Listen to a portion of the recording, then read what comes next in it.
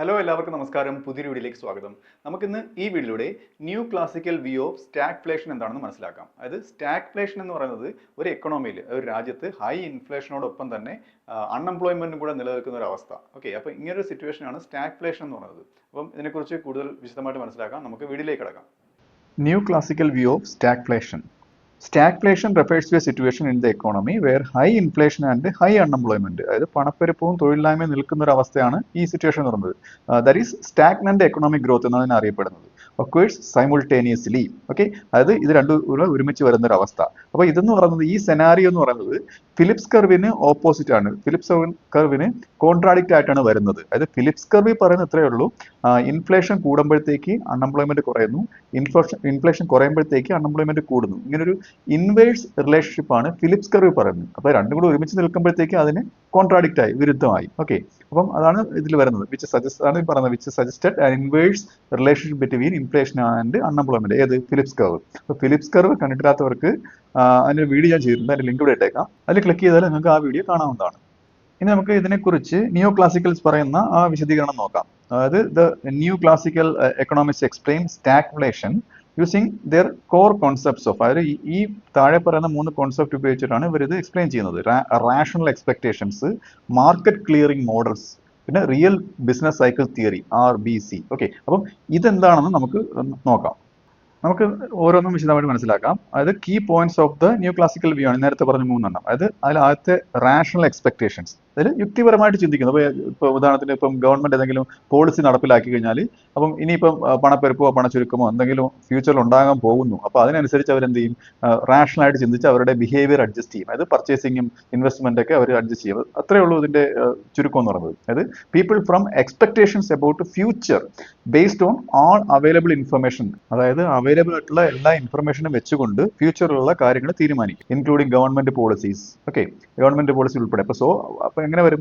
If the government tries to stimulate the economy with unexpected monetary or physical policies, ഇങ്ങനെ അതായത് monetary policy, physical പോളിസിയെ കൊണ്ടുവന്ന് economy stimulate ചെയ്യാൻ അത് government ശ്രമിച്ചാൽ അവർക്ക് അത് സെൻസ് ചെയ്യും. People adjust their behaviour quickly, പെട്ടെന്ന് അവരുടെ ബിഹേവിയർ, അവരുടെ സ്പെൻഡിങ് പാറ്റേൺ ഒക്കെ മാറ്റും. ഓക്കെ, അത് ന്യൂട്രലൈസിങ് ദ എഫക്ട്. അങ്ങനെ വരുമ്പോഴത്തേക്ക് ഈ ഒരു എഫക്ട് ഫിസിക്കൽ പോളിസി നടപ്പിലാക്കിയപ്പോൾ എക്കണോമിയിൽ ഉണ്ടായ ഒരു സ്റ്റിമുലേഷന്റെ എഫക്ട് ഒക്കെ ഒരു ന്യൂട്രലൈസ് ആയി പോകും. അത് ഇവരുടെ റാഷണൽ എക്സ്പെക്ടേഷൻ കൊണ്ട്, യുക്തിപരമായിട്ട് അവർ ചിന്തിക്കുന്ന ആൾക്കാരായതുകൊണ്ട്. അതാണ് ഇവരുടെ ഒന്നാമത്തെ, അത് ന്യൂ ക്ലാസിക്കലിന്റെ ഒന്നാമത്തെ കീ പോയിന്റ് എന്ന് പറയുന്നത്.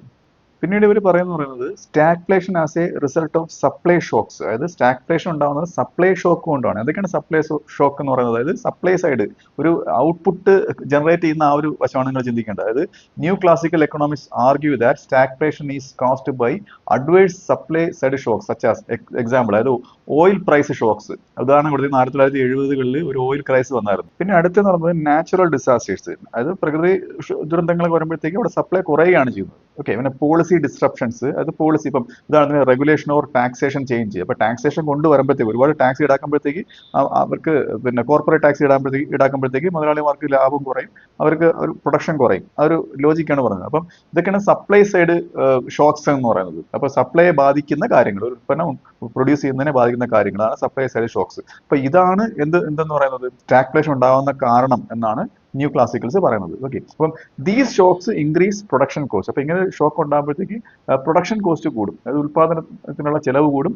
ഇത് ഉയർന്ന വിലയിലേക്ക് നയിക്കും, അതായത് ഇൻഫ്ലേഷനിലേക്ക് നയിക്കും. അപ്പോഴത്തേക്ക് ഇൻഫ്ലേഷൻ ഉണ്ടാകുമ്പോഴത്തേക്ക് എന്ത് ചെയ്യും? ഔട്ട്പുട്ട് കുറയും. ഓക്കെ, അതായത് പ്രൊഡക്ഷൻ കോസ്റ്റ്, ഭയങ്കര പ്രൊഡക്ഷൻ കോസ്റ്റ്. അപ്പോൾ ഉൽപ്പാദിപ്പിക്കാൻ പറ്റത്തില്ല മുതലാളിമാർക്ക്. അത് എന്ത് ചെയ്യും? ഇൻഫ്ലേഷൻ ഉണ്ടാവും, ഔട്ട്പുട്ട് കുറയും. അപ്പം സ്വാഭാവികമായിട്ടും പ്രൊഡക്ഷൻ കുറയുമ്പോഴത്തേക്ക് ആൾക്കാർ എംപ്ലോയ്മെന്റും കുറയും, തൊഴിലും കുറയും, ആൾക്കാർ ജോലിക്ക് എടുക്കാത്തൊരവസ്ഥ വരും. ഓക്കെ, അപ്പൊ ഇതാണ് എന്ന് പറയുന്നത് സ്റ്റാഗ്ഫ്ലേഷൻ ഓർ അൺഎംപ്ലോയ്മെന്റ്. അതായത് ഇങ്ങനെ ഒരു സിറ്റുവേഷൻ ഉണ്ടാകുന്നുള്ള കാരണം, അതിന്റെ ഒരു ലീഡ് ഇതാണ്.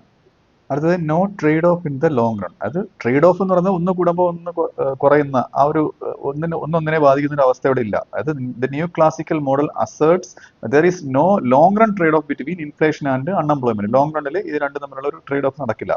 Unlike Keynesians who believe in a short run trade off. അതായത് കെയ്നീഷ്യൻസ് ഷോർട്ട് റൺ ട്രേഡ് ഓഫിലാണ് ഷോർട്ട് റണ്ണിൽ ഒരു ട്രേഡ് ഓഫ് ഉണ്ടാവുമെന്ന് ബിലീവ് ചെയ്തിരുന്നു. ഓക്കെ, അപ്പൊ അതുപോലെയല്ല ഇത് എന്നാണ് പറഞ്ഞത്.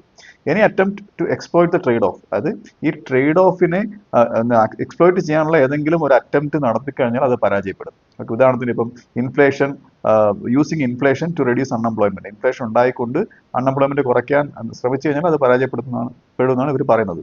Because agents anticipate the effects. അതായത് ഏജന്റ് എന്ന് പറയുന്നത് ഈ പിന്നെ ഹൗസ് ഹോൾഡ്സും ഫേംസും ഒക്കെ, അതായത് എക്കണോമിക് ആക്ടിവിറ്റി നടന്നവർ മനുഷ്യന്മാർ, അവരെന്ത് ചെയ്യും, ഇത് ആന്റിസിപ്പേറ്റ് ചെയ്യും. ഓക്കെ, ഇത് മുൻകൂട്ടി കണ്ടിട്ട് അവരുടെ വേജൊക്കെ അഡ്ജസ്റ്റ് ചെയ്യും.